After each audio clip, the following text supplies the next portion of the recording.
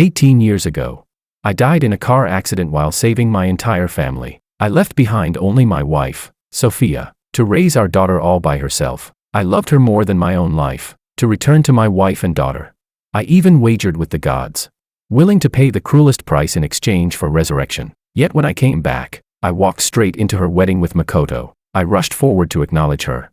However, she not only failed to recognize me, but even slapped me across the face, leaving me stunned on the spot, and angrily cursed me for what kind of age gap romance I thought I was pulling. Only then did I realize, the gods had turned me back into my 18-year-old self. And Sophia was already white-haired, her face covered in deep wrinkles. Chapter 1. Breaking. The famously chaste chairwoman Kim is exposed. At 62, she's allegedly keeping an 18-year-old virgin. I was violently shoved to the ground, staring at Sophia Kim in disbelief. I cried out, "Wife," a reporter gasped. How shameless, calling a woman who could be his grandmother wife. For money, he has no dignity at all. Chairwoman Kim's husband died years ago, she's not your wife. The unbearable insults pierced my heart like needles. They didn't know. Sophia truly was my wife, and I was her long-dead husband. Only now I had crossed into the 18th year after my death in the body of an 18-year-old wife. I'm sorry. Today, I secretly followed Sophia when she went out. Never expecting to be surrounded by reporters, I staggered to my feet, only to be shoved down again. Sophia's eyes froze over. She said coldly, "Shut up, stay away from me." Then she turned her face, staring straight into the cameras. "Everyone, he is not my lover. He's just someone trying to latch onto me because he resembles my late husband. And I don't know him at all." Her gray hair glistened like frost under the camera lights. I stared at her blankly, my eyes suddenly burning. Doesn't know me.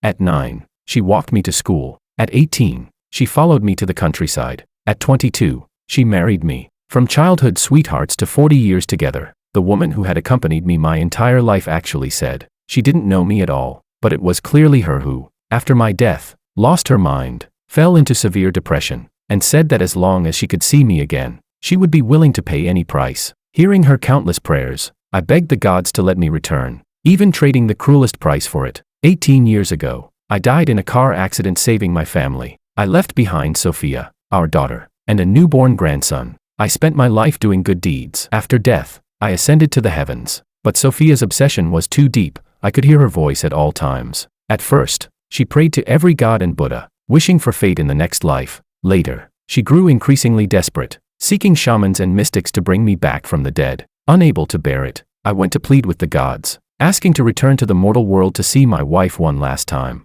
The gods smiled faintly and said, "Is seeing her once enough? I can resurrect you and let you stay with her. But if she rejects you, you will never again be husband and wife for eternity. Do you dare to gamble?"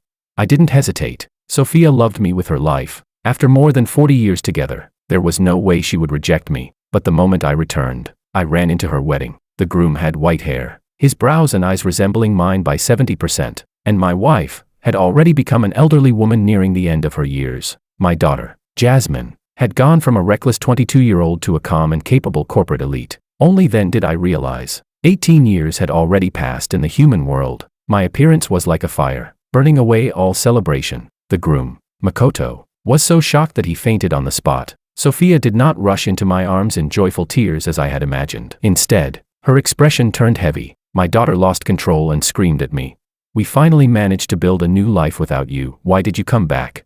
My fingers trembled. I didn't understand. Why, when I returned from the dead, was there no joy on their faces at all?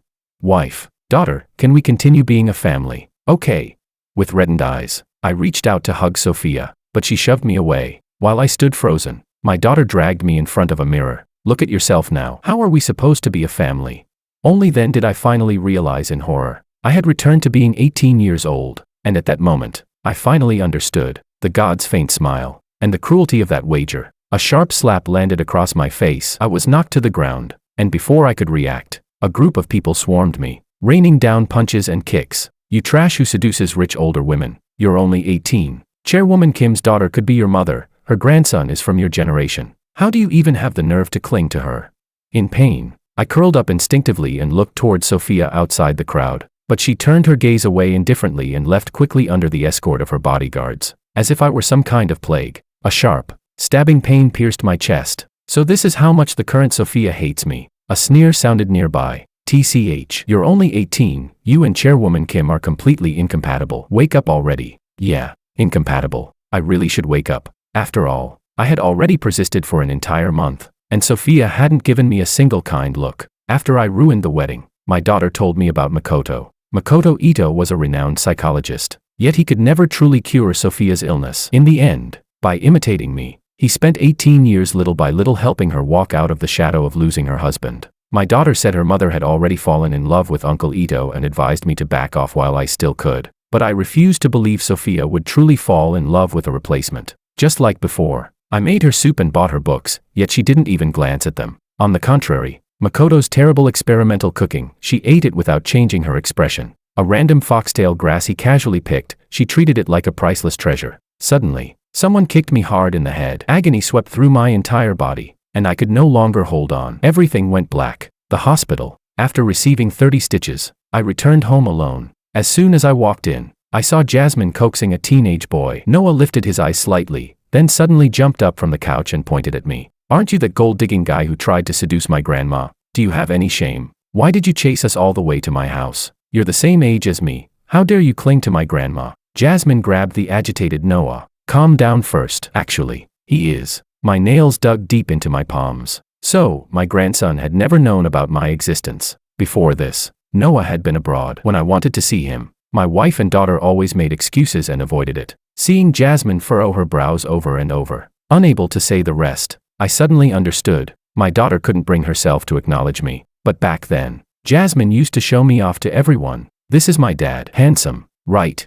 I silently went upstairs, passing by the locked master bedroom. My heart clenched violently. This had once been my room. After I died, Sophia sealed it off. Everything inside remained exactly as it was 18 years ago. But now, even I myself was no longer allowed to enter. I returned to the guest room where I now lived. For this entire month, I had tried everything I could, yet Sophia never accepted me. Today, I had planned to try one last time, only to be photographed by reporters. Looking at the family portrait on the table, my eyes reddened. Back then, we were clearly such a close family. After hesitating again and again, I decided to try one final time. I wanted to tell Sophia about the wager with the gods, but just as I approached the study, I heard the conversation inside. Mom, I told Noah about Dad. He was so scared he cried. He can't accept having an 18-year-old grandpa. I can't accept having an 18-year-old father either. Today's scandal had a huge impact. The stock price dropped by half. A sigh drifted through the air, followed by Sophia's aged voice. Right now, he's just unnecessary. That sentence hit my heart like a sledgehammer, shattering my last remaining illusion. Unnecessary. So in the hearts of the people I loved most, I was unnecessary. I tilted my head back, forcing the tears back into my eyes. If that's the case, then I'll disappear from their world and return peace to them. I contacted the top-tier elite family of S-City, the Liu family. I want to take Noah's place and undergo a fortune reversal marriage. Author's note: fortune reversal marriage refers to using a happy event, usually marriage, to dispel bad luck, illness, or ominous fate, hoping to change someone's fortune, make them better, and keep them alive. The Liu family's eldest daughter was in a vegetative state and critically ill. They offered the Kim family 100 billion in exchange for Noah to undergo this fortune reversal marriage, because he was the country's only person with a pure yang constitution. That was why Noah had returned to the country, but he refused and cried every day. Back then, when the Kim family faced a financial crisis, Jasmine had no choice but to enter a strategic marriage. It ended unhappily. After giving birth to Noah, she divorced and never remarried. Unwilling to let my grandson repeat my daughter's tragedy, I decided to help them one last time, consider it fulfilling the bond of family in this lifetime. The next day, after confirming that I also possessed a pure yang constitution, the Liu family agreed. The wedding was set for 1 month later. Before I left, the butler asked curiously, "What is your relationship to Ms. Sophia Kim?" I choked. After a long pause, I finally spoke. My voice was hoarse, as if I were crying. Her grandson. Chapter 2. I walked alone down the street. In a daze, I suddenly recalled something from 30 years ago, when I had been hit by a tricycle, my face ruined and my leg broken. Sophia had clutched me tightly and said, "George, even if you're paralyzed, even if your face is destroyed, no matter what you become, I'll still love you." I once believed there would never be any gap between us. I never imagined that age would become an unbridgeable chasm. The moment I stepped into the villa, I heard Noah laughing on the phone. "Grandma, Mom, this is great. Someone's marrying into the Liu family in my place. I wonder which unlucky bastard is going to marry a living corpse." But the instant he saw me, His smile vanished. "You monster, stay away from me." After shouting, he ran upstairs as if fleeing from a plague, watching my grandson avoid me at all costs. I said softly, "Don't worry, in 1 month, you'll never see me again." Suddenly, something warm and wet brushed against my hand. A golden retriever was licking me. My eyes stung uncontrollably. This dog was one I had raised 20 years ago. It hadn't seen me for 18 years, yet the moment I returned, it recognized me and eagerly pressed close. In this house now, only the dog was still willing to recognize me. 7 days later, I went to an auction to buy the bride price. The Liu family lacked nothing, but I couldn't go empty-handed. As soon as I reached the entrance, I saw Sophia walking toward me hand in hand with Makoto. "Makoto," she said warmly, "tomorrow's your birthday. Tonight, whatever you want, I'll light the sky lantern for you." I froze slightly. "Makoto." Makoto lowered his gaze with a faint smile, but when he saw me, his expression immediately turned cold. He stepped in front of Sophia. "Mr. Wang, was the damage you caused to the Kim group last time not enough? You even dare to chase her here? Are you determined to ruin Sophia's reputation in her later years before you're satisfied?"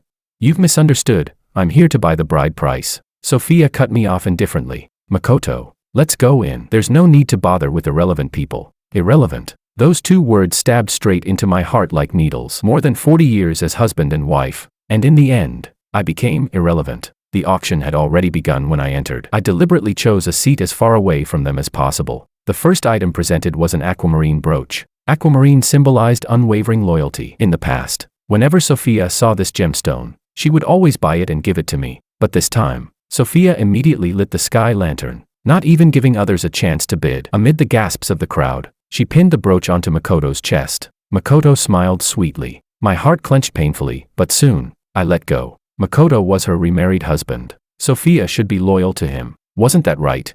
After steadying my emotions, I began buying the bride price. Everything I bid on was gold jewelry. Sophia frowned deeply. I had never liked gold. Aside from our wedding, I had never bought it. I wasn't even getting married. Why was I buying gold? Makoto's voice interrupted her thoughts. "Sophia, I want that brooch as my birthday gift." Sophia nodded without hesitation, but when she saw the item clearly, she fell silent. That ruby brooch was my father's keepsake. I sprang to my feet, staring at it in agitation. It had been my father's most cherished possession, and the only thing he left me. 40 years ago, to help Sophia through a financial crisis, I had sold it with great pain. Later, Sophia wanted to buy it back for me, but she was never able to find it. Sensing a gaze from above, I instinctively looked back. When I met Makoto's provocative eyes, my whole body trembled. I desperately shook my head at Sophia, silently begging her with my eyes, "Please don't compete with me for my father's keepsake. I'm begging you." But Sophia calmly looked away. The moment the auctioneer announced the start, she lit the sky lantern without hesitation. Makoto happily pulled her into a hug and kissed her, while I collapsed weakly back into my chair, my heart colder than it had ever been. Sophia knew exactly how important that brooch was to me. She had said that if she ever came across it, she would buy it for me no matter what. She had sworn it herself. So during the intermission, I finally couldn't hold back and rushed into the private room to confront her. But Sophia only rubbed her brow wearily and said, "You ruined my wedding with Makoto last time. He's been in a bad mood ever since." My voice trembled. "But you can't use my father's keepsake to please him. You knew how important that brooch was to me." Tears poured out uncontrollably, blurring my vision. Yet Sophia only looked at me calmly. "But now, in my heart, Makoto matters far more than you." Each word pierced my heart like an ice spike. I suddenly laughed, bitter, mocking. Of course, she didn't even care about me, a living person anymore. How could she possibly care about an inanimate object? At that moment, Makoto came in with tea and sat beside Sophia. He deliberately glanced at me before turning to the woman next to him. "I really like this brooch. Will you help me put it on now?" "All right, as long as you're happy. Anything is fine." That excessive tenderness tore apart my final restraint. I don't know how I walked out of the private room, or how I ran outside like a madman. The torrential night rain nearly crushed me. I suddenly remembered the days when we went to the countryside together. On rainy days like this, Sophia would trudge through the mud to pick me up, holding the entire umbrella over my head. "George, I'll shield you from wind and rain for the rest of my life, until my very last breath." But now, even knowing that because of the age gap, Sophia could no longer love me, my heart still hurt so badly. Chapter 3. I walked through the rain all night before finally making it home. My soles were covered in blisters and blood. Today was my death anniversary. For 18 years, on this very day, from morning till night, I could always hear Sophia, Kim and Jasmine crying, missing me. But today, the Kim household was filled with laughter and joy. 3 generations of grandparents and grandchildren gathered in the living room to celebrate Makoto's birthday. Looking at the festive streamers and balloons, a fine, lingering pain spread through my chest. So everyone had forgotten my death anniversary. Silently, I went upstairs and shut all the noise outside the door. I took a shower and changed into a clean white outfit. But the moment I stepped out of the bathroom, I saw Makoto sitting on my bed, holding a slice of cake, smiling brightly. Mr. Wong, you haven't eaten cake in 18 years, have you? Half a month ago, on your birthday, your family went traveling with me, and didn't even buy you a cake. I listened calmly, without much reaction. Makoto froze for a moment, then grew irritated. Do you know how much effort it took me to erase you from Sophia's heart?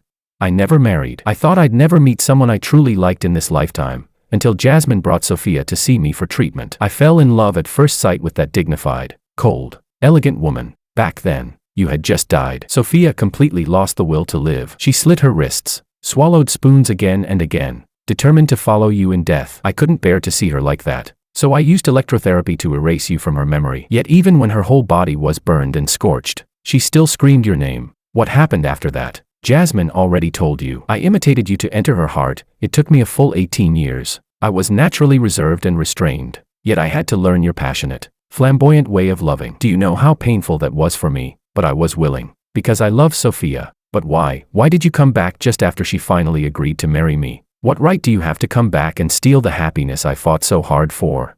I remained silent the entire time. His breathing grew more and more rapid. After a long while, he suddenly spoke in a low, eerie voice. Mr. Wong, today the whole family gave me birthday gifts. You're the only one who didn't. So how about this? Let's make Sophia completely hate you. As the words fell, a vicious glint flashed through his eyes. He smashed the cake into his own face and ran out crying. Sophia, Jasmine, I kindly brought cake for Mr. Wong, but he hit me and said I was unnecessary, told me to get out of this house. I hate being framed more than anything. I immediately said, it wasn't me. Makoto framed me. The next second, the small guest room was crammed full of people. For the first time, the Kim family had stepped into this room. Sophia glanced at me, calm and composed, then at Makoto, who was crying miserably. In the end, she stood by Makoto's side. George, I know you're taking your anger out on Makoto because we celebrated his birthday on your death anniversary. I couldn't help but look up. So she hadn't forgotten my death anniversary. She just didn't care anymore. Jasmine's furious voice rang in my ears.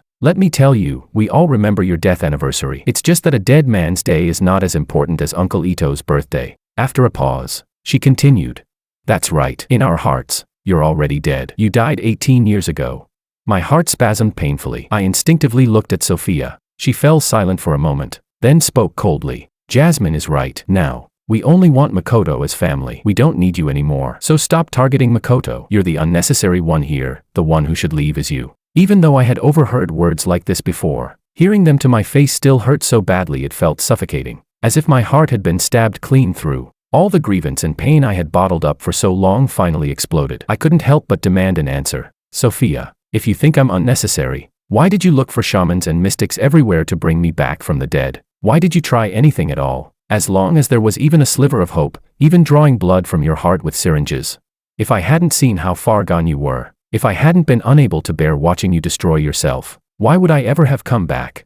My voice shook violently. Tears fell harder and harder. Jasmine turned her head away uncomfortably. Noah covered his mouth in shock. Makoto's teeth were nearly crushed from jealousy. I didn't care anymore. I grabbed Sophia's arm, as if clinging to my last piece of driftwood, crying uncontrollably. Do you remember? Back then, you accepted me even when I was paralyzed and disfigured. You said no matter what I became, you'd still love me. Then why can't you accept me becoming younger? Sophia, tell me why. Why exactly? I cried until my chest felt torn apart. Sophia, however, looked at me indifferently from beginning to end, as if she didn't care at all. No one knew that behind her back, her hand was already trembling so hard she couldn't even clench it. When my sobbing finally eased, she spoke calmly. Because I don't love you anymore. After you came back, I realized I'd already fallen in love with Makoto. I just hadn't been aware of it. My crying stopped abruptly. Don't love you anymore. Those light, casual words completely crushed me. I stared at Sophia for a moment, then suddenly laughed. I raised my hand and wiped the tears from my face hard, took a deep breath, and spoke in a terrifying calm. Fine, I'll leave. After saying that, I ran out without looking back. Sophia instinctively reached out her hand, but in the end, slowly clenched it into a fist and pulled it back. I went to a bar. I needed alcohol to numb myself. This would be the last time I cried for Sophia, that's what I told myself. From now on, we would each start new lives and never interfere with each other again. And I meant it. I took off the white outfit and changed into a red, deep V sheer suit. Then I stepped into the center of the dance floor and began to dance wildly. Chapter 4. I tilted my head back and downed 10 glasses of whiskey in a row. Only then did the suffocating gloom in my chest ease slightly. Under the hazy lights, I suddenly remembered, when I was young, clothes this sexy weren't in fashion. By the time they became popular, I was already old, already Sophia's husband, and had to be steady, restrained, and dignified. Since Sophia kept saying I was only 18 and not someone from her world, then starting tonight, I would officially begin living the life of an 18-year-old. A young, fiery girl walked up to me, swirling her drink. "Hey handsome, want to dance?" I froze before I could even react. A figure rushed over at lightning speed and swung a fist straight into the woman's face. Bang! The woman staggered back in shock when she saw that the one who hit her was an elderly woman. She immediately lunged forward to fight back, only to be kicked hard and sent flying, then pinned to the ground and beaten mercilessly. Amid the crowd's screams and scattering, I finally realized what had happened. I stared blankly at Sophia. Her eyes were bloodshot as she punched and kicked the woman, striking with ruthless force. I had never seen her this unhinged. Maybe you should stop," I said carefully. Sophia whipped her head around, panting heavily. "What? You feel sorry for her?" I didn't catch the sarcasm in her tone and answered honestly. "Your hand is bleeding. You might need it treated." In the private room, I awkwardly held the medical kit. The deep V neckline made me afraid to bend forward. Sophia took it calmly and treated her own wounds. As if remembering something, she said coldly, "Dressed like this, have you no sense of propriety?" I lowered my head, confused. Didn't Sophia no longer care about me? Then what I wore, what did it have to do with her? But since she was injured, I didn't plan to argue. Suddenly, a wave of dizziness hit me. My body felt heavier and heavier, my blood burning as if it were about to boil. Instinctively, I lunged towards Sophia. "Something's wrong with me, take me to the hospital, quickly." That woman must have drugged me. Seeing my flushed skin, Sophia felt a surge of fear. Thankfully, she had arrived in time. Feeling my solid body, she uncontrollably recalled the intimacy we once shared. Her arms around my neck, her teeth sinking into my shoulder, her legs wrapped around my waist. A tidal wave surged. Sophia instinctively wanted to push me down, but suddenly she saw herself in the mirror. White hair, wrinkled skin. The abnormal sensations vanished in an instant. She pressed her lips together in defeat, the overwhelming sense of powerlessness crashing down on her like cold water. I was only 18, but she was already 62. She was old and frail. How could she possibly hold back a handsome young man like me?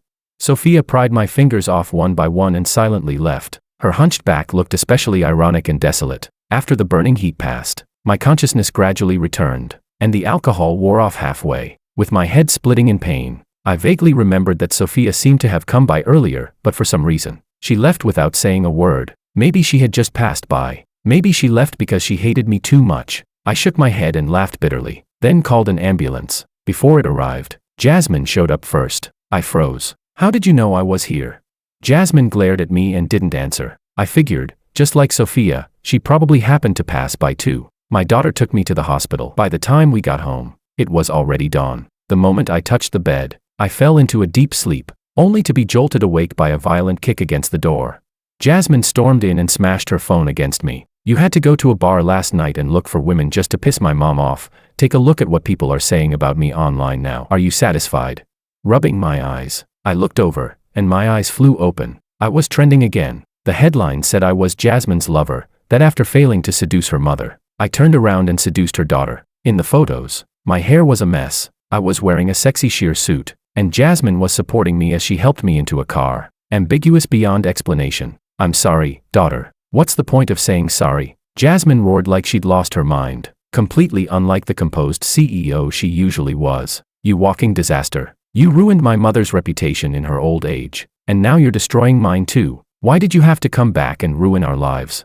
As she screamed, she started smashing things, venting her fury by destroying everything in my room that could be broken. In the end, the 40-something woman crouched on the floor like a child, clutching her head and sobbing. "I hate you. Get out. Disappear. Get lost. Get lost." It felt like a massive stone was pressing on my chest, nearly suffocating me. I clenched my fists, then loosened them, over and over again. When she finally calmed down a little, I spoke, my voice trembling. "I'll leave soon. I'll marry into another family." Sophia, who had just walked in, froze in place upon hearing those words. Her pupils shrank abruptly. Chapter 5. George, what kind of joke are you playing? After the words left her mouth, Sophia didn't even realize how tense her voice sounded, but I looked straight at her and said seriously, "It's true, I'm marrying into the Liu family." Jasmine suddenly stood up and cut me off. "That's enough, stop it. Making up a lie like this just to trick us. You're only trying to make my mom anxious, aren't you?" Hearing her daughter's words, Sophia quietly let out a breath of relief, then said coldly, "From now on, if you don't respect yourself and casually go after women, I won't interfere anymore. Even if you marry someone else, it has nothing to do with me." With that, the mother and daughter left indifferently. I watched their backs and laughed. I laughed and laughed, until tears fell. "Don't cry. You've clearly decided to start a new life. You were never part of their world anymore. So why are you still sad?" In the study, Sophia took a hard drag from her cigarette. Aside from the time right after my death 18 years ago, she had never smoked again. "Mom, this is all your fault," Jasmine complained. "If you hadn't insisted I go pick him up last night, would I have ended up in a scandal? Yesterday was Uncle Ito's birthday. You should have stayed home with him the moment you left." He cried terribly. "I really don't understand what's so good about that man. And what about you?" Sophia cut her off bluntly. "The moment I stepped out, you chased after me and dumped your Uncle Ito on Noah." Jasmine fell silent. After a long while, she let out a heavy sigh. "Mom, I know you can't let go of Dad, but he's only 18. You and him can't be husband and wife, and I can't accept an 18-year-old boy as my father. It's impossible. Absolutely impossible." She repeated it over and over. No one knew whether she was saying it to her mother, or convincing herself. From that day on, I began avoiding the Kim mother and daughter, afraid of being photographed again. I locked myself in my room and didn't even go out to eat. Half a month later, Sophia suddenly came to see me. "I've decided to hold another wedding with Makoto, then register the marriage." After that, she paused. "I'll have Makoto move in." The wedding date was set for 7 days later, the same day as my fortune reversal marriage. That was fine. After that day, our paths would completely diverge. Just as Sophia thought I wouldn't respond and turned to leave, I spoke calmly. "I wish you happiness." Her steps faltered, and she left quickly. 2 days later, Sophia came to find me again. "Makoto's wedding attire needs to be reselect. He's old and can't handle too much trouble. You'll go help him try them on." After announcing it, Sophia left straight away, not giving me any chance to refuse. I shook my head and smiled bitterly. I knew why she was doing this, to make me give up completely, but there was no need. The moment she said, "I don't love you anymore," my heart had already died, beyond saving. At the bridal shop, Makoto deliberately tormented me, making me try on wedding outfits one after another, while Sophia acted as if she saw nothing, sitting on the sofa with Makoto, holding him close, drinking tea and reading the newspaper. When my vision darkened and I nearly collapsed, Sophia gently wiped Makoto's mouth. When my feet were rubbed raw and blood soaked through my shoes and socks, Sophia indulgently brushed the stray hair from Makoto's forehead. After the 1000th outfit, Makoto finally nodded in satisfaction. "Sophia, this one." He went to change into the wedding attire. My body went limp, and I had to grab the wall to keep from falling. Out of the corner of my eye, I saw Sophia walking toward me, her hand reaching out. I froze, but the next second, she pulled out her phone and handed it to me, saying flatly, "Hold this, record for us." Then she walked toward the fitting room, pinned Makoto, who had just stepped out, against the mirror, and kissed him fiercely. I calmly pressed the record button. If this had been before, I would have hurt so badly I couldn't breathe. But now, there wasn't a ripple left in my heart. A shop assistant said nearby, "You must be their grandson, right? Your grandma really loves your grandpa, wishing them a long life together." I chuckled softly. Yes, I was only 18, while Sophia was 62. Only by being with Makoto, someone her own age, would she receive blessings. With me, there would only ever be shame. Chapter 6. I returned home exhausted and saw the wedding attire laid out in my room. It had been sent by the Liu family, far more luxurious and refined than the one Makoto had chosen earlier that day. After putting it on, I looked at myself in the mirror and smiled with relief. Not bad at all. 5 days later, on the same day, Sophia and I would each begin a new marriage. 2 intersecting lines would finally move into parallel paths. 3 days before the wedding, the villa suddenly caught fire. All the servants were on leave that day. No one raised the alarm. I had taken sleeping pills and was sleeping deeply. When I woke up choking, the hallway was already engulfed in flames, thick smoke and scorching heat rolling violently. I wrapped a wet towel around myself and ran out. Out of the corner of my eye, I saw Sophia in the study, unconscious from the smoke. I turned back, hoisted her onto my body, and struggled toward the exit. "George, you mustn't let anything happen to him." Hearing that cry, my entire body trembled. But when I remembered that Makoto had stayed at the villa the night before, I understood. Sophia was calling for me to save Makoto. So after getting Sophia out safely, I rushed back in to save Makoto. The fire burned more fiercely, almost completely cutting off all escape routes. But thinking of Sophia's desperate plea, I clenched my teeth. I had to get Makoto out safely, to give him back to Sophia. So at the final moment, when a beam crashed down with a thunderous roar, I pushed Makoto out without hesitation. I was struck unconscious by the falling debris. I woke up in excruciating pain, my entire body feeling as if my bones had been torn apart and reassembled. I was lying in the room after the fire had been extinguished. My injuries had already been treated and bandaged by a private doctor. Noah burst in and slammed a cup onto the coffee table. "Why didn't you burn to death in the fire?" I didn't argue with him. I only asked, "How is your grandma?" "Humph." Noah glared at me fiercely. "You stood by and watched my grandma die, and you still have the nerve to ask about her?" I asked, "What did you say?" Seeing my innocent expression only made Noah angrier. He said, "When the fire broke out, you were the only one awake in the house, but you only cared about saving yourself. If Grandpa Ito hadn't woken up in time to save Grandma, she would have died. Even if Grandma doesn't love you anymore, how could you be so vicious and let her die? You deserve to get crushed by that beam." I froze. Then tears surged out uncontrollably. I hate being wronged more than anything, because once I'm wronged, I can't stop myself from crying, no matter how hard I try. Noah was startled. Why are you crying? What right do you have to cry?" "Noah," I said, my voice trembling, "if I told you that it was me who saved your grandma, would you believe me?" Noah snapped back without hesitation. "Of course not. I'm warning you, don't even think about stealing Grandpa Ito's credit. Grandma and Mom will never believe you." I buried my head deep into the blanket and bit down hard on my teeth. Noah was right. In this family, no one would ever believe me, so there was no need for me to explain anything. Let them keep misunderstanding me. After Noah left, noise filled the hallway. The servants unlocked the master bedroom that had been sealed for 18 years and began moving out everything that belonged to me, because Sophia planned to let Makoto move in after the wedding. Watching the diaries, love letters, and postcards between Sophia and me get thrown into the fireplace. Watching the scarves and gloves I had knitted for her tossed into the trash. Watching everything that proved we had once loved each other be destroyed. My already dead heart felt no pain at all. Since Sophia had already stepped out of the past and begun a new life, I should let go as well. 2 days before the wedding, I went out early and headed to the wishing tree on the mountaintop. 40 years ago, Sophia and I had tied red ribbons there, wishing to grow old together. Now, the person she wanted to grow old with was no longer me, and the red ribbon should be untied. When I reached the tree, I found that Sophia had already removed it and thrown it into the trash. We looked at each other. Neither of us spoke, yet we tacitly moved on to the next place together. We went to the Heartlink Bridge and cut the love lock.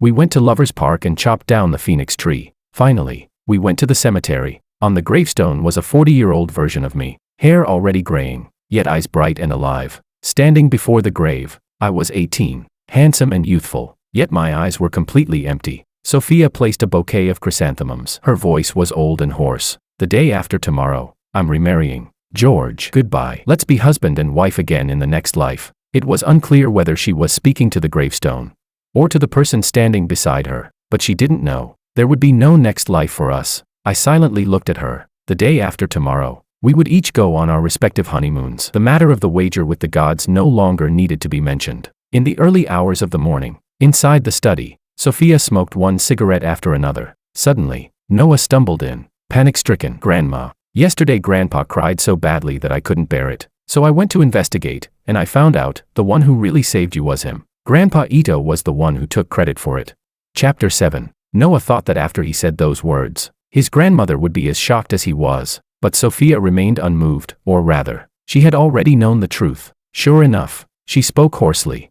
"I knew it a long time ago, but your grandpa is only 18. There's no possibility for us, so I let Makoto take the credit. As for why Makoto did that, maybe he just lacks a sense of security. That's why I let him move into your grandpa's master bedroom." Noah froze completely. His mind stopped working. In the end, Sophia instructed him, "Don't tell your grandpa about tonight. I want him to give up on me completely." Noah couldn't understand it. He didn't sleep at all that night. The next day, inspiration struck him. He barged into the study. "Grandma, I've thought of a good idea. Why don't we arrange a marriage alliance for Grandpa? That way, he'll completely give up on you." Bang. The teacup in Sophia's hand shattered on the floor. "No." There was an obsessive edge hidden in her voice. "Your grandpa cannot marry anyone else."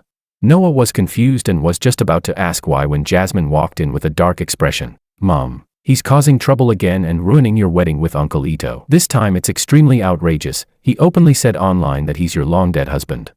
Tomorrow was my wedding. I stroked the golden retriever's head and said softly, Xiao Huang, I'm going very far away. I won't be coming back. From now on, behave yourself in the Kim household. The dog seemed to understand, letting out a soft whimper as it looked at me. Suddenly, the door was kicked open violently. All 3 members of the Kim family stormed in, faces filled with anger. I stood up. What happened?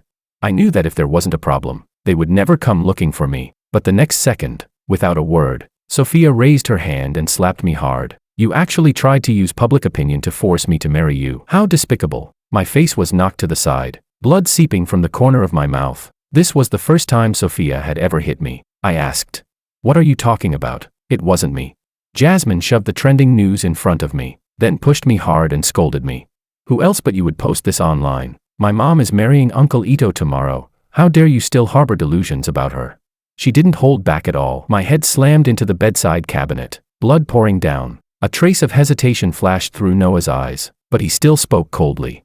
How many times have we said it? We can't accept an 18-year-old you. Give up as soon as possible. In the past, whenever I was wronged, I would cry. But this time, my eyes burned with soreness, yet not a single tear fell. I was so exhausted that I didn't even have the strength to cry. Staring at the 3 cold, retreating backs, I murmured softly, actually, I gave up a long time ago. You'll know tomorrow. The trending topic was quickly suppressed. Resurrection was too bizarre. No one believed it anyway. The moon set. The sun rose. Soon, it was the wedding day. Not long after the Kim family departed, the Liu family's bridal convoy arrived. The butler looked at me in confusion, seeing me dressed in wedding attire.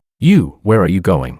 I'm marrying into another family, I said calmly. Please tell Sophia that I will never bother her again. After smiling and saying that, I got into the car without looking back. But when I got out, I discovered that the hotel chosen by the Liu family was the same one as the Kim families. Sophia and Makoto's wedding had already begun. They were at the ring exchange ceremony. Sophia's hand trembled as she held the ring. For some reason, an inexplicable sense of panic rose in her heart. Uncontrollably, her mind replayed the scene of marrying me more than 40 years ago. Back then, the family was poor. We couldn't even afford wedding clothes. I had torn down a red curtain to make a bridal outfit. Her memories were so chaotic that she accidentally dropped the ring to the ground several times. Sophia bent down to pick it up, but suddenly caught sight of a figure in wedding attire passing by the entrance. That side profile. It was the husband she had once longed for day and night, yet now avoided like a viper. 18-year-old me. The next second, cries rang out in the banquet hall. Mom.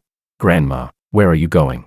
Before Sophia's mind could react, her body had already rushed out on its own. Chapter 8. A tremendous force yanked her back. Sophia froze and turned around, only to see her daughter, Jasmine, gripping her arm tightly. There was worry in her eyes, confusion, and a faint trace of displeasure. Mom, all the guests are watching you. What are you trying to do? Only then did Sophia belatedly realize. She had already rushed to the entrance. She said, Jasmine, I just saw your dad. He was wearing wedding clothes and went into the banquet hall across the way. I need to find him. I can't let him marry someone else. I absolutely won't allow it. Her words came out disjointed and frantic. Jasmine was stunned for a moment, then frowned. Mom, are your eyes failing you? You must be hallucinating. Dad is clearly at home sleeping. How could he be here? Besides, he loves you so much. Just yesterday he was still trying to sabotage your wedding with Uncle Ito. How could he possibly bear to marry someone else? You must have seen wrong. Don't overthink it. Uncle Ito is still waiting for you on stage. Come back quickly. If you're really worried, I'll have Noah go check the other side. Sophia lowered her gaze and thought for a moment, then finally relaxed a little. Her daughter was right. Maybe she really had seen wrong. Jasmine shot Noah a look, then half supported, half dragged Sophia back inside. Makoto stood awkwardly on the stage. He hadn't heard the conversation clearly, only vaguely catching George's name. A surge of intense jealousy flooded his chest. Makoto hated it deeply. He didn't know what tricks that bastard had used to nearly make Sophia abandon him. No, this happiness, earned after 18 years of pursuit, he would never let it go.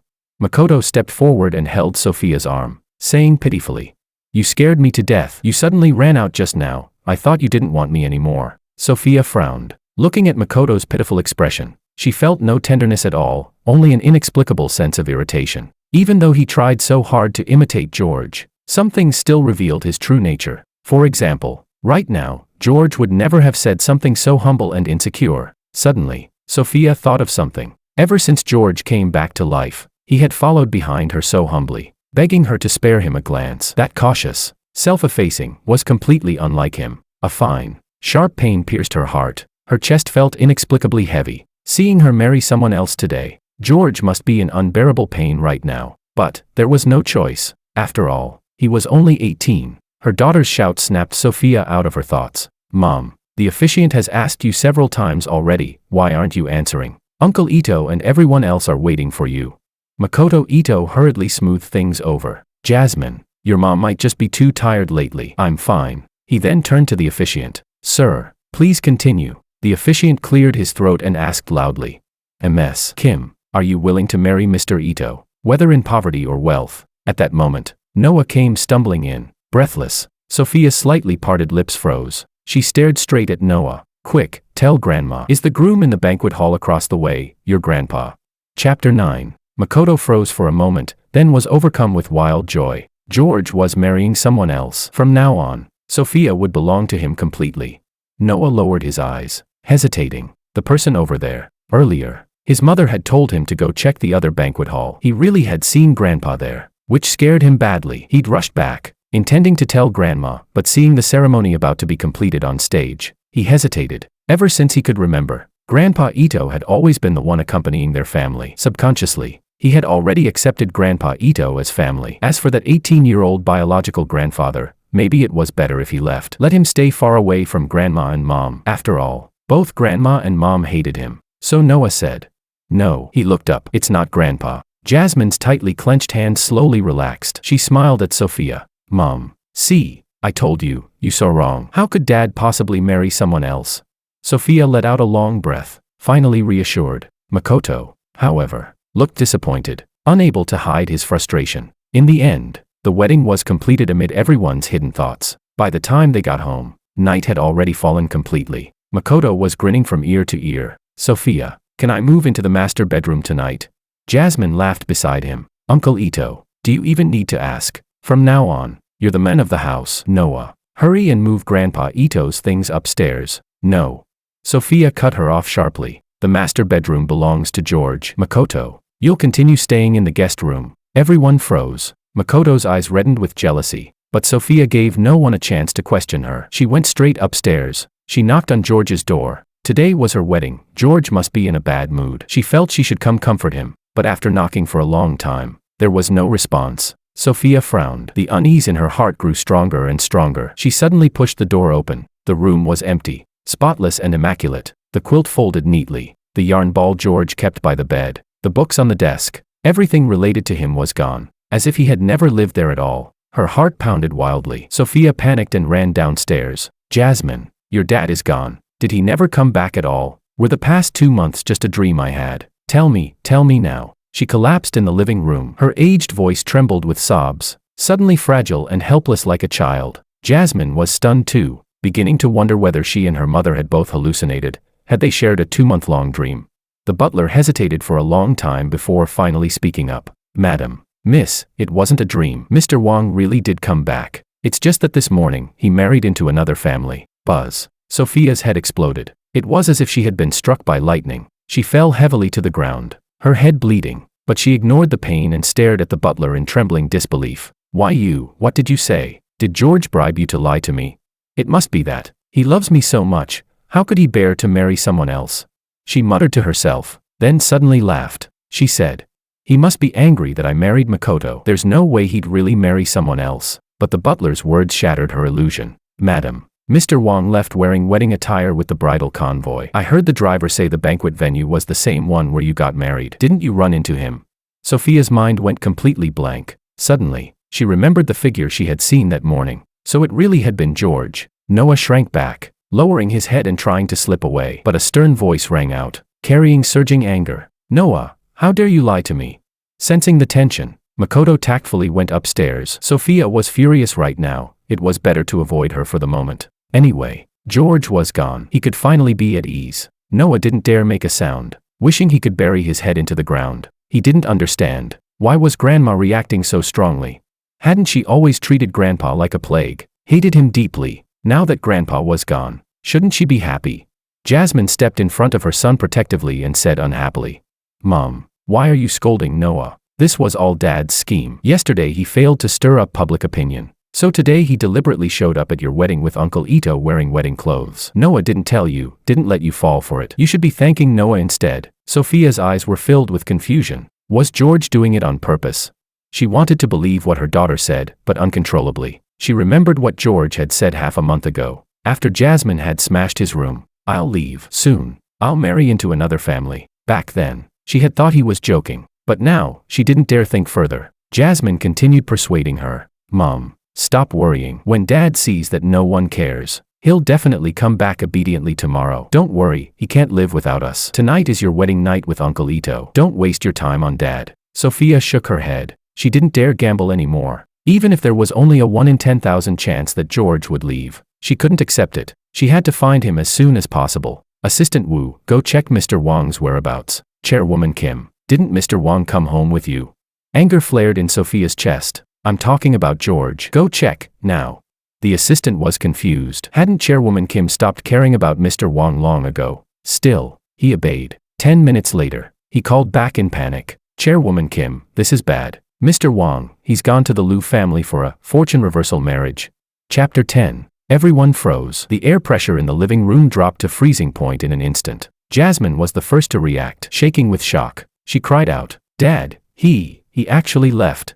Noah murmured in a low voice. Fortune reversal marriage. He suddenly raised his voice. Grandpa went to the Liu family to borrow joy to change fate. He left because of me. So the person who took my place was Grandpa all along.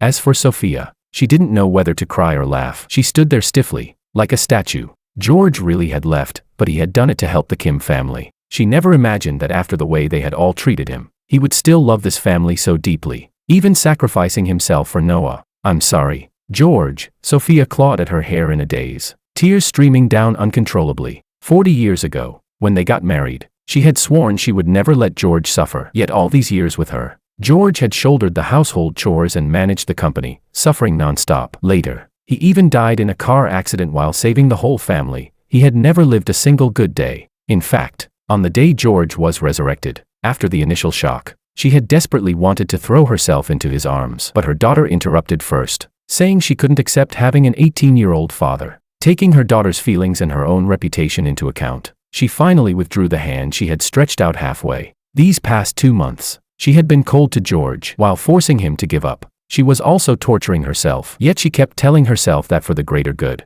this was the right thing to do. But now that George was truly gone, she realized she couldn't live without him. She simply couldn't bear to lose him again. So, Sophia staggered and suddenly spat out a mouthful of blood. Jasmine rushed to support her. Mom, are you okay? Sophia shoved her away, stared at the still dazed Noah, and said in an unquestionable tone, Get ready. Tomorrow, you're going to the Liu family, replace your grandfather and bring him back. Noah snapped back to reality, trembling as he stumbled backward, tears pouring out instantly. No, Grandma, I won't go. How can you bear to push me into a pit of fire? Jasmine was completely stunned, then exploded in rage. Mom, Dad is just surplus baggage. If he's gone, so be it. Good riddance. Have you forgotten how many scandals he caused? Our reputations and the company's stock price all took hits. He even bullied Uncle Ito and threw this whole family into chaos. I'm telling you right now, I will never allow Noah to go. And don't even think about bringing Dad back. Sophia let out a dark, cold laugh. This family, you don't get to decide. Then she looked at the deathly pale Noah. If you'd told the truth this morning, there might still have been room to maneuver. But now, you must go. Grandma, you can't sacrifice me. Noah sobbed uncontrollably. You've already married Grandpa Ito. Why do you still insist on bringing Grandpa back? If he leaves, isn't that better for everyone? Jasmine tapped rapidly on her phone, then stepped in front of Noah protectively and glared at Sophia. Noah's right. He should leave. And besides, it's too late to switch people now. The Liu family's 100 billion just came in. I already had my assistant use it to plug the holes. Every last bit is gone. You don't have the money to replace him anymore. Sophia clutched her chest tightly, nearly unable to catch her breath. She glared hatefully at her daughter and grandson. After a long moment, she suddenly laughed. Fine, Jasmine, you're really something. With that, she slammed the door and stormed out, her expression dark and terrifying. First, they had forced her into being unable to acknowledge George. Now, they wouldn't even let her bring him back. Since that was the case, they couldn't blame her, as an elder, for being ruthless. Noah was shivering all over. He said, Mom, Grandma looked so scary just now. She won't have me tied up and sent to the Liu family, will she?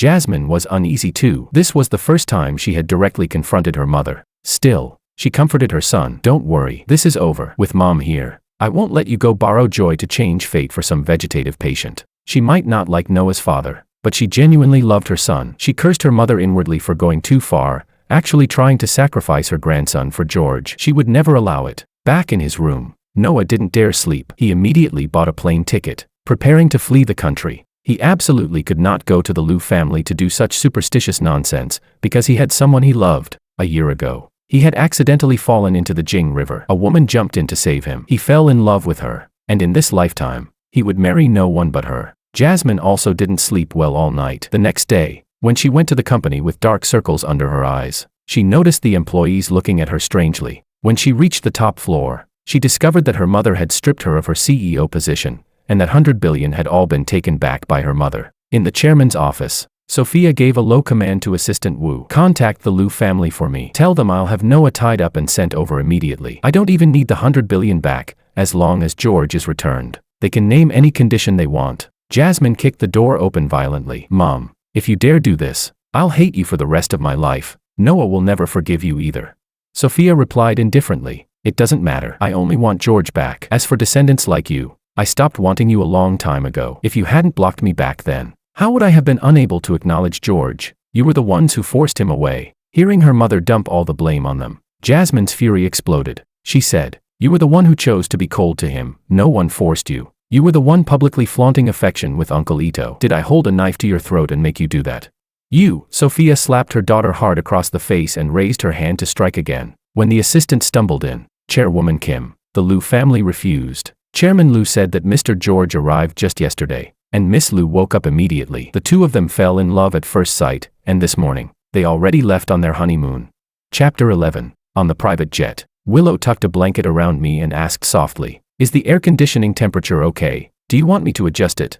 It's fine. No need, I replied. As I spoke, a faint blush swept quickly across my cheeks. Last night, the moment I stepped into the Liu family home, Willow Liu opened her eyes. All her medical indicators returned to normal. She was even more energetic than a healthy person. Everyone in the Liu family treated me like a lucky charm, so excited they were practically ready to kneel and thank me. Willow was 175 centimeters tall, with delicate features and stunning beauty, almost unreal. What was even more unbelievable was that she fell in love with me at first sight. She confessed on the spot, saying she wanted to spend her life with me. I was so shocked that I froze, thinking she must be joking. But Willow seriously told me a story from her past. A year ago, after she was discharged from the army, she jumped into the Jing River to save a drowning boy. Unfortunately, she was swept into the sea by an undercurrent, struck her head on a reef, and became a vegetative patient. The doctors had already declared her brain dead, and indeed, her soul had gone to heaven, because she had acted bravely to save someone. The God of heaven granted her a position. Yet every day, she could still hear her parents' cries, so she offered up all her accumulated merit, begging the God of heaven to let her return. In the end, the God of heaven agreed, but only on the condition that she wait for the divine messenger before she could be revived. And so Willow waited, and waited, until she finally met me. After hearing her story, I was deeply astonished, and filled with a sense of bittersweet emotion. If I had chosen to stay with the Kim family and never come to the Liu family, would someone as wonderful as Willow have remained asleep forever? As I was lost in thought, she held my hand and said solemnly, George, you are my lucky star. You are the benefactor of our Liu family. You are kind and beautiful inside, and you deserve the very best. Even if you don't love me, it doesn't matter. I will let you go. But remember this, no matter where you go, the Liu family will always be your support. My eyes instantly reddened. Since my resurrection, no one had ever shown me such pure kindness. I had already developed feelings for this woman I had just met, but I knew I had to tell her about my past with the Kim family. I thought that after hearing it, she would see me as a monster, just like her children and grandchildren had, and feel disgusted by me. But none of that happened. She held me tenderly, comforting me again and again. George, it's all in the past now. Let's start a new life together. I froze. What shocked me even more was that Father Liu and Mother Liu didn't mind at all. They even gently advised me not to dwell on the past, but to look forward. Only at that moment did the shadow hanging over my heart finally dissipate completely. On the plane, I gazed out through the window at the blue sky and white clouds, stretching endlessly, just like my mood today, bright and clear.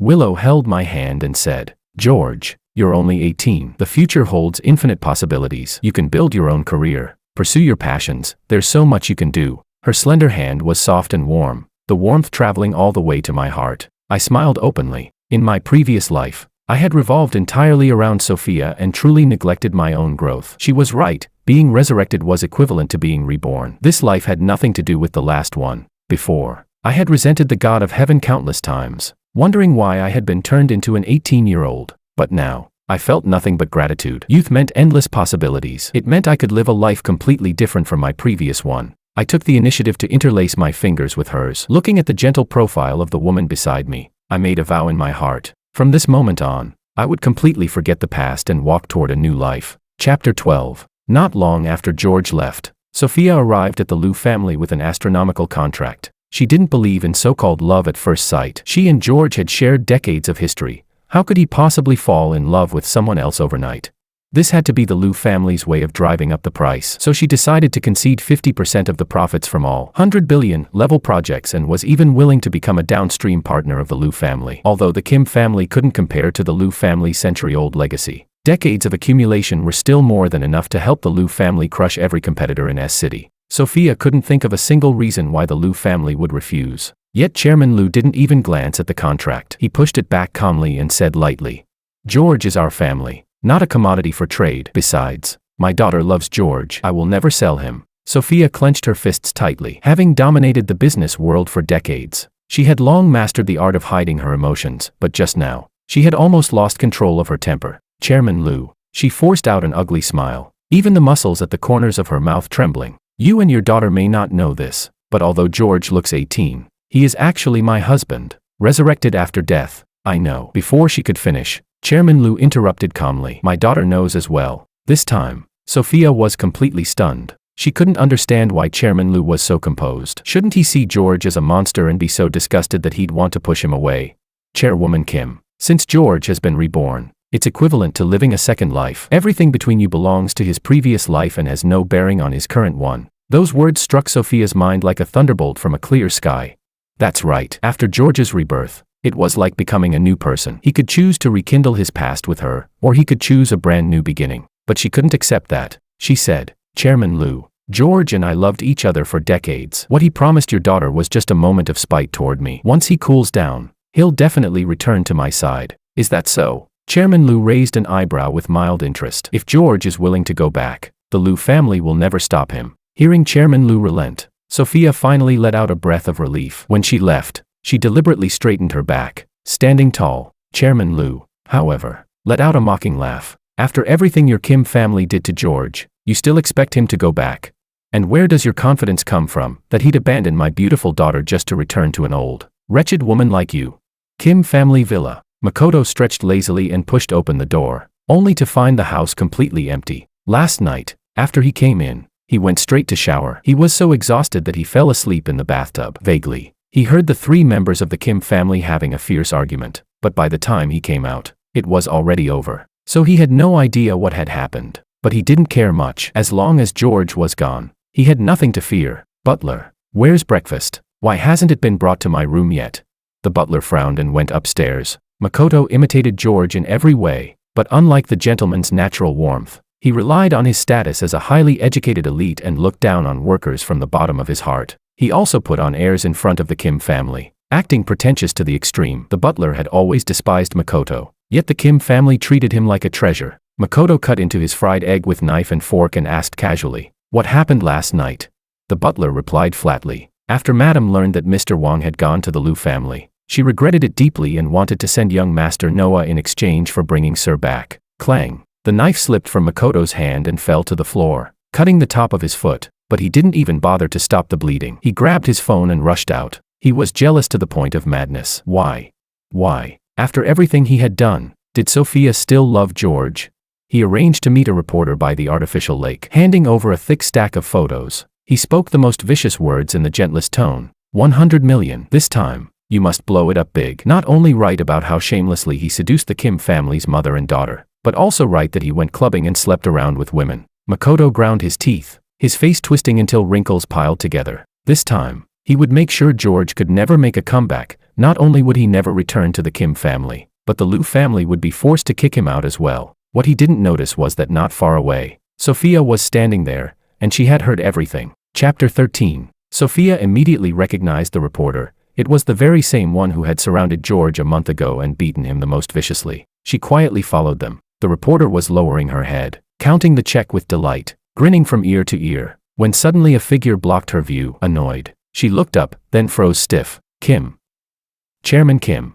Sophia said coldly, "Tell me everything you know, otherwise, from this moment on, not a single company will dare hire you." The more Sophia listened, the darker her expression became. By the end, her entire face was so grim it was terrifying. So it turned out that all the scandals between George and the Kim family's mother and daughter had been bought by Makoto. Even the incident about her dead husband blowing up online the day before the wedding, it had also been Makoto's doing, not George trying to win her back. Suddenly, Sophia remembered how, during this period, George had grown quieter and quieter. He no longer clung to her, no longer cried or made scenes. His eyes had become increasingly hollow. So it was like this. He had already been planning to leave, yet she hadn't noticed a thing. Instead, she had been flaunting affection with Makoto to force him to give up, never imagining that his heart toward her had already died. Her heart hurt as if it were being torn open alive, cold air rushing straight in. The pain was so intense that Sophia could barely stand. She should have realized it earlier. With George's personality, when he loved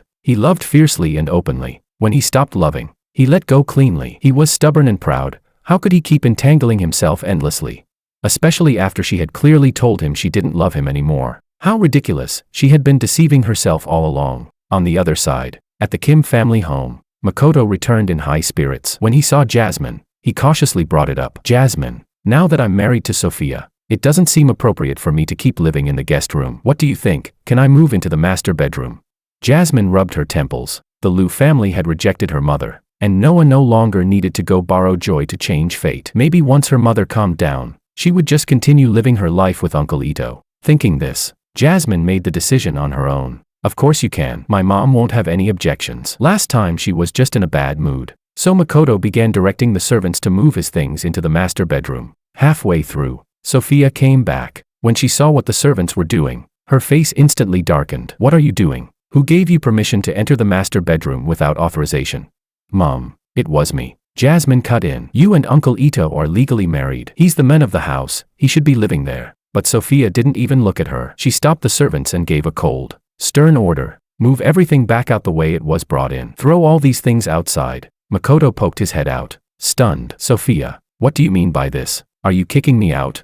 "Yes." Sophia sneered and played a recording. It was the reporter's confession. Makoto's face turned deathly pale, yet he still tried to argue desperately. "It's all a misunderstanding. She framed me. It must be George who bribed her." "Sophia, don't believe." Sophia looked at Makoto coldly, a wave of self-mockery rising in her heart. This hypocritical look of his, how did it resemble George in the slightest? How laughable that she had treated him as George's substitute for so many years, even hurting the person she loved most for the sake of this substitute. Makoto. Sophia's face was icy, and her words were a direct death sentence. "I saw you meeting that reporter just now. I was standing right behind you." All excuses came to an abrupt halt. Makoto collapsed to the floor instantly, trembling in fear. "I'm sorry, Sophia," he cried. "I was just too insecure. Mr. Wang is young and handsome, and he's the husband you loved deeply in your youth. I was scared he'd take you away from me. I've loved you for 18 years. I really can't lose you." But Sophia wasn't moved in the slightest. She let out a cold laugh. "I have always belonged to George. I never belonged to you. How could he be stealing me?"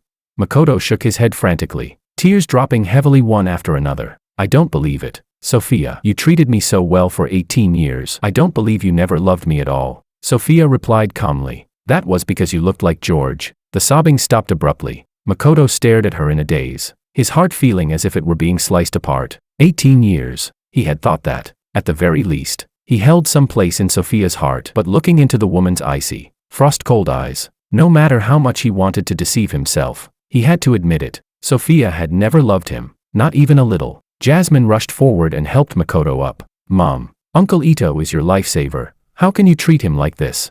Makoto's eyes flickered. He suddenly lunged forward, grabbing Sophia's hand. "Yes, it was me who risked my life to save you in that fire. And George, he was afraid of death and abandoned you. Sophia, I'm the one who loves you most." This was his final trump card. He believed that with this debt of gratitude, Sophia would surely forgive him. But the very next second, a heavy slap landed squarely across his face, sharp and loud. Chapter 14. Makoto let out a sharp scream and staggered backward without warning. If not for Jasmine catching him in time, he would have fallen down the stairs. Before he could speak, Jasmine exploded first. Mom, have you lost your mind? Sophia looked at her daughter as if she were an idiot. The one who saved me was your father. He was the one who stole the credit. Jasmine froze, then laughed and shook her head, the look in her eyes full of contempt. Mom, even if you want to make excuses to bring Dad back, you can't just slander Uncle Ito like this. That's unfair to him. Sophia felt her chest tighten. She summoned the butler and played the surveillance footage from that day. This time, Jasmine was left speechless, standing there in disbelief. Next, Sophia played the reporter's recording for her. Jasmine was completely stunned. She suddenly turned her head and stared at Makoto. So you're the mastermind behind ruining my reputation?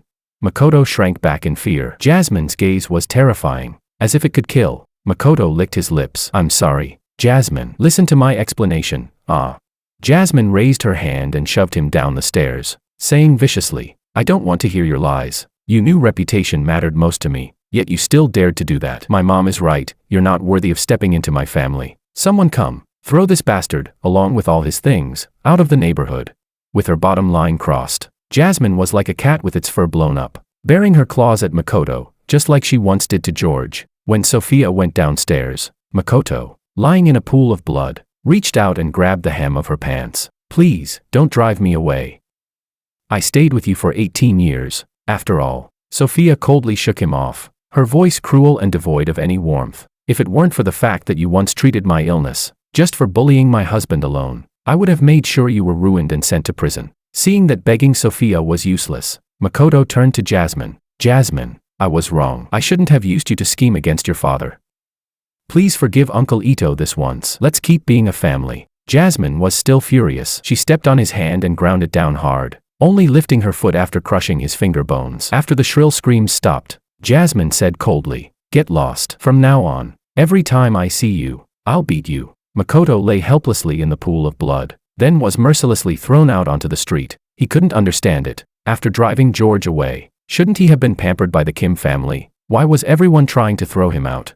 Right, there was still Noah. Kids were the easiest to win over. He had persisted for 18 years. He wouldn't give up so easily. For the next month, Noah stayed in hotels, spending the rest of his time at clubs, because he hadn't told his grandmother in time about his grandfather's marriage, and because his grandfather had borrowed Joy to change fate for him. He was so scared that he didn't dare go home, but he was used to spending money like water. And soon, the money in his card was gone. That day, he ordered $3 million worth of alcohol, but kept getting notifications of insufficient balance. Left with no choice, he called his mother. When Jasmine arrived and frowned as she swiped her card, she was also told there was no money. Since she was no longer the CEO, she only had dividend income left. After angering her mother with what happened before, her cards had been frozen. Now, like Noah, she was living off her savings. In the end, with no other option, Jasmine swallowed her pride and called her best friend. Her friend's jaw dropped. Holy crap, a dignified CEO. And you can't even take out $3 million.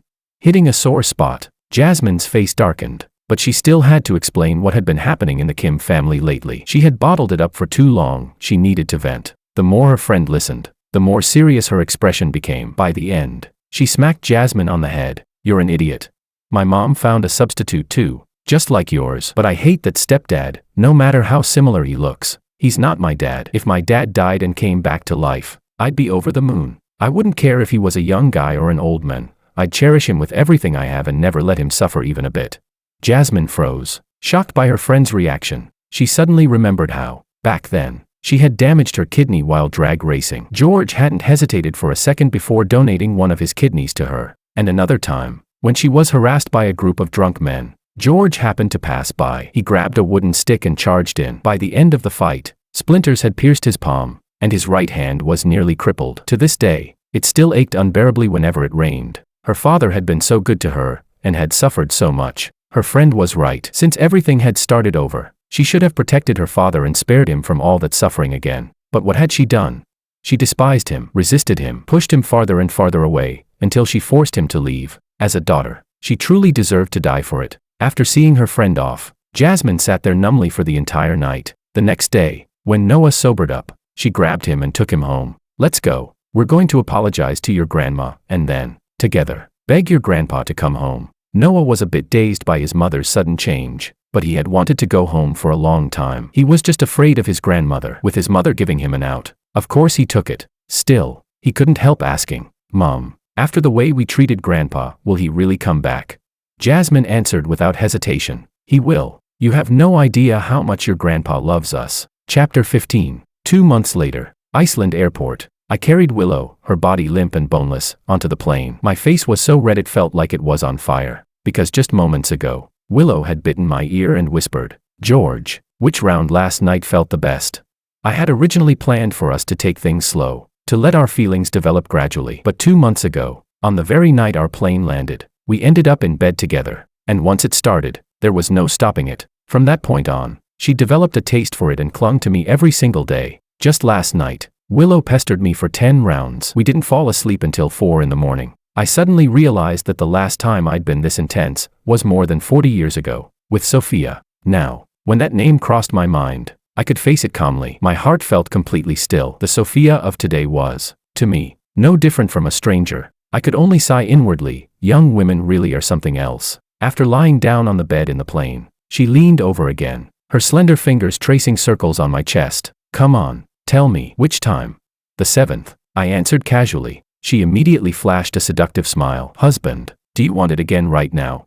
I raised my hand and pushed her back. "Nope. There are so many staff members watching." In the end, we laughed and tumbled together in a playful mess. After she'd had her fun, she hugged me tightly and fell asleep quietly, listening to the strong, steady heartbeat of the woman in my arms. The corners of my lips curved up unconsciously. In the past, I had shut myself off, fixated on making the Kim family accept me. It wasn't until I started this new life that I realized life at 18 was far more exciting than I had ever imagined. Over these 2 months, she had taken me to travel through more than a dozen countries, and finally to Iceland to see the aurora. In my previous life, I had wanted to see the northern lights. Sophia had even bought the plane tickets, but the day before departure, I died in a car accident. Thankfully, that regret had now been made up for. The flight would take more than 10 hours. Holding her soft, delicate body in my arms, I fell asleep peacefully. Chapter 16. At the same time, City Airport, the 3 members of the Kim family waited anxiously. Sophia had found out that George would be returning today. Over the past 2 months, she had missed him more and more, and regretted more deeply. Why had she forced him to leave back then? There was a secret she had never told anyone. Once, in a dream, she had seen the God of Heaven. The God of Heaven told her that in her next life, she and George would still be husband and wife. She believed it. That was why, when she hurt George before, she told herself that if there was no fate in this life, they could continue it in the next. But it wasn't until George left that she realized, even a single day without seeing him made her so miserable she wanted to die. The age gap she'd worried about, her reputation, her children and grandchildren's opinions, the company's future, none of it mattered anymore. All she wanted was to hold George tightly in her arms and tell him over and over again that she loved him. They waited until after midnight before the plane finally landed. Sophia hurried forward, but the moment she saw the scene before her, it was as if she'd been struck by lightning. George was actually carrying a woman as he walked off the plane. The two of them looked incredibly intimate. Blood rushed to her head. Sophia swallowed down the metallic taste in her throat. George must have known she would be there to pick him up today. He was deliberately being affectionate with someone else to provoke her. That had to be it. Sophia stepped in front of them. "Get off George right now." Willow let out a soft laugh, her eyes filled with provocation. Where did this old hag come from? That single sentence nearly made Sophia spit out a mouthful of blood. No one knew that the true reason she had been unwilling to accept George lay in the deepest part of her heart, her inferiority. She was old and withered, while George was only 18. She couldn't satisfy him in any way. She was afraid George would be disappointed in her, afraid that one day he would despise her and stop loving her. This twisted mentality drove her to push George away. She used Makoto, that substitute, to numb herself. She used the so-called next life to justify her actions. But now, seeing George with another woman, especially a young woman, she was jealous to the point of madness. There was only one thought left in her mind. She was going to take George back. Chapter 17. Just as she stood there stunned, a familiar voice rang out, yet the words spoken were unbearably sharp. I said to Willow, "Honey, ignore her. Let's take another way." As I spoke, I didn't even lift my head to look at her once. Sophia completely lost control and roared hoarsely, "George, stop messing around, will you? I'm your wife. How can you call someone else that?" Willow let out a cold laugh, deliberately stabbing right where it hurt most. "You're already 62. How do you have the nerve to make an 18-year-old boy call you wife?" Sophia froze, instantly rendered speechless. She had once said those exact same words to George herself, but only when the boomerang flew back and struck her did she realize just how painful it was, painful to the bone. I frowned and said, Sophia, we're over. We've both married other people. Don't come bothering me again. George. No, I divorced Makoto. I interrupted flatly. What does that have to do with me? That's your business. Sophia clenched her fists tightly as she looked at me, her voice angry yet trembling with tears, almost pleading. Can you put her down first, and then talk to me? Willow said unhappily. George has nothing to discuss with you. Willow, get down for a moment. I do need to talk to her, so she won't keep pestering me in the future. At that moment, Jasmine and Noah hurried over. Jasmine was panting, just about to call out Dad, when Noah suddenly let out a shocked cry beside her. Why you're the woman who married my grandpa, the Liu family's daughter.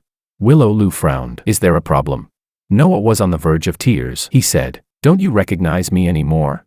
Do I need to? Willow asked coldly. She had no goodwill toward the Kim family at all. Noah's eyes reddened, and he burst into loud sobs. You're the one who saved me in the Jing River a year ago. How can you not remember me? I've loved you this whole time. I searched for you for an entire year. By the end, Noah was crying so hard he could barely speak. If he had known earlier that Miss Liu was that woman, he would have married her even if she had still been in a vegetative state. Willow, however, had no interest in listening. She turned to Sophia and said, say what you need to say, quickly. Don't delay my time alone with George. Sophia frowned and gestured for Jasmine to pull Noah away. She could barely deal with herself right now. She had no energy to handle Noah's romantic feelings. Once it quieted down, Sophia looked at me and said, I know you still love me. I stopped loving you a long time ago. I cut in calmly. The moment you said you fell in love with Makoto, I stopped loving you. Sophia shook her head. I lied to you, she explained frantically. Back then, I was trying to force you to give up, but later I realized how completely wrong I was. The only one I ever loved was you. George, please believe me. My tone was calm to the point of cruelty. Even if I believe you, so what? I said. I'm only 18. We're not suitable. Those were your words to me, weren't they? You said I was a walking disaster who would bring endless trouble to the Kim family. You said you could never acknowledge me. No, George. Those scandals were all Makoto buying off reporters. It was him who broke us apart. I interrupted her again, mercilessly. Even without him, sooner or later we would have been photographed together. It still would have affected your reputation. I don't care. Sophia stared at me intensely, emotions she'd suppressed for so long erupting like a volcano. She said, as long as you come back with me, I'll publicly acknowledge you to everyone. Even if the whole world spits on me, even if I'm ruined and lose everything, it doesn't matter. I don't care about any of it. I want nothing else. Only you. George, come back with me. I'll place the entire world in front of you and make it up to you. She thought that after such a heartfelt confession, I would be at least a little moved, but I remained indifferent, looking at her as if she were a stranger. Instead, Willow smiled and clapped her hands. Chairwoman Kim, that was quite a performance. But stop dreaming already, an old woman clinging to a young man. She leaned close to Sophia's ear and said softly, in your dreams. Chapter 18. Past 50, yet repeatedly provoked by someone from the younger generation. Sophia's anger was on the verge of exploding. I'm talking to my husband. What does it have to do with you? Get lost. Before Willow could retort, I stepped forward first. The one who should get lost is you. Willow is my wife now. I've already fallen in love with her. Stop making a scene here. Seeing me defend another woman, Sophia felt as if a knife were carving into her heart. George, I don't believe it. We had decades together. You know we had decades together. I sneered back. Then do you know how much it hurt when you said you'd fallen in love with Makoto? I did love you deeply before. After I was revived, I also wanted to start over with you, but you pushed me away again and again. Sophia, hearts can die. When you stood by coldly as I was beaten. When you fought me over my father's belongings for Makoto. When you burned every trace of our love. When you hurt me time and time again, my love for you was completely used up. There's not a shred left now. Sophia shook her head desperately, tears shimmering in her eyes. I'm sorry, George. I was wrong. Please give me one more chance. She instinctively stepped forward to grab me, but Willow shoved her hard. Sophia fell to the ground. Her waist slammed painfully, and no matter how hard she tried, she couldn't get back up. After dropping my final words, I took Willow's hand and left. Sophia, where do you get the confidence to think I'd abandon my young wife for an old woman like you? Willow smiled in satisfaction. Sophia's heart, along with her pride, shattered completely, pieces strewn everywhere. The age gap, once her excuse for rejecting me, had now become an unbridgeable chasm between her and me. No matter how deep our feelings once were, Willow could crush her effortlessly on age alone. She regretted it so much. If only, when I had just returned, she had put aside that dark, hidden inferiority and accepted me openly, would things really have ended up like this? I had barely taken a few steps when Noah blocked my way. With a thud, he dropped to his knees, crying his eyes out. Grandpa, please give Willow to me. I love her. I can't live without her. I frowned. The way Noah looked now, he was like a spoiled child, stubbornly fixated on getting a toy he wanted. Willow spoke coldly. What do you take me for? An object you can just give away? I don't even know you. The one I love is George. Stop acting crazy. With that, she didn't give Noah a chance to say another word. She directly ordered the bodyguards to drag him away. Then she wrapped an arm around me and whispered against my ear, "If we run into people like this again, reject them immediately. I'm yours. You're not allowed to give me to anyone." I chuckled and kissed her on the cheek. Got it, honey. After a few more steps, we ran into Jasmine. Willow had lost her patience. You have 1 minute. Jasmine knelt in front of me. Dad, I'm sorry. I shouldn't have said those hurtful things to you. It's all in the past, I said. Jasmine thought I had forgiven her and was just about to stand up when she heard me continue. But I will never forgive you. Just those words alone severed our father-daughter bond. You told me to get out of your world. I did. So don't come looking for me again. Jasmine stared at me in disbelief and burst into tears. Dad, that was said in anger. It was Makoto. Enough. I cut her off. Don't be like your mother, pushing everything onto others. You're over 40. You're responsible for the words you speak. With that, I turned and left without looking back. Jasmine stood there, clutching her head and sobbing. She wanted to chase after me, but she didn't have the courage. When she saw the devastated Sophia, she rushed over and asked tremblingly, Mom, Dad won't forgive us, will he? He won't, Sophia replied coldly. Jasmine shook her head through tears. She had clearly seen it just now. There was no love left for them in my eyes anymore. Sophia wandered aimlessly. Without realizing it, she found herself outside the Liu family villa. She looked up, wanting to glimpse me through the window, only to be caught completely off guard by two entwined figures. That familiar figure she knew so well slowly pressed down over another woman. Chapter 19. Sophia suddenly rushed inside, only to be stopped at the door by bodyguards. After that, as if punishing herself, she stood in the cold wind, listening to George and Willow again and again. The more passionate the people inside became, the more inferior she felt. By the end, she let out a self-mocking, bitter smile. She couldn't even satisfy his most basic physical needs. How could she possibly still dream of being husband and wife with him again? Lost in despair, a tall, slender figure stopped in front of her. Willow stood there in a black trench coat. The kiss marks on her neck and chest stabbed painfully into Sophia's heart once more. I know everything about you and George. Sophia froze, but then understanding dawned on her. George was exactly that kind of person, someone who would tell everything, without reservation, to the one he loved. It was clear now. George truly loved Willow. I also know how cruelly you treated him before. Willow continued coldly. Sophia, it's not that George wasn't suitable for you, it's that you didn't deserve him. Back when he returned, an 18-year-old boy was willing to continue a relationship with an old, broken-down woman like you. You should have felt grateful and content. But what did you do? You exhausted him both physically and emotionally. Still, I should thank you. If you hadn't forced him away, how could I have married him?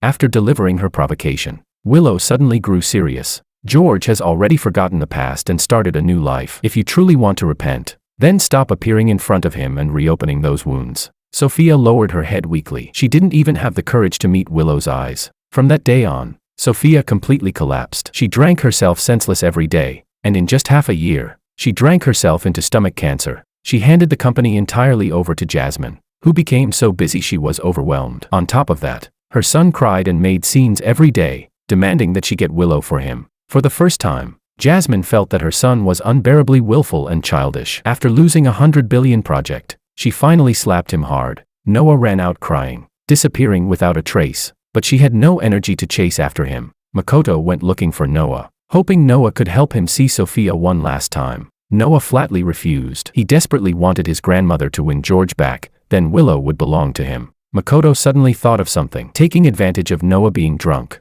he whispered poisonous suggestions into his ear. That day, Sophia drank until she suffered massive internal bleeding. The doctors declared her critically ill. Jasmine hesitated. Should she call George to come see her mother one last time?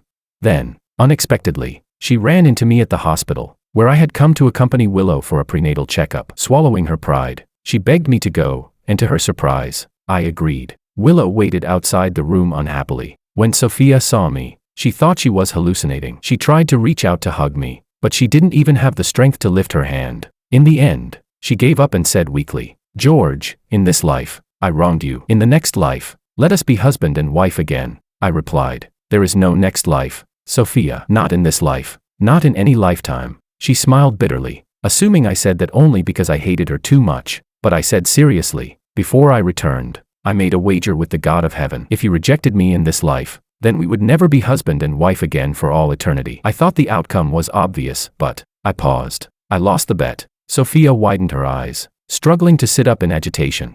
Why didn't you tell me sooner?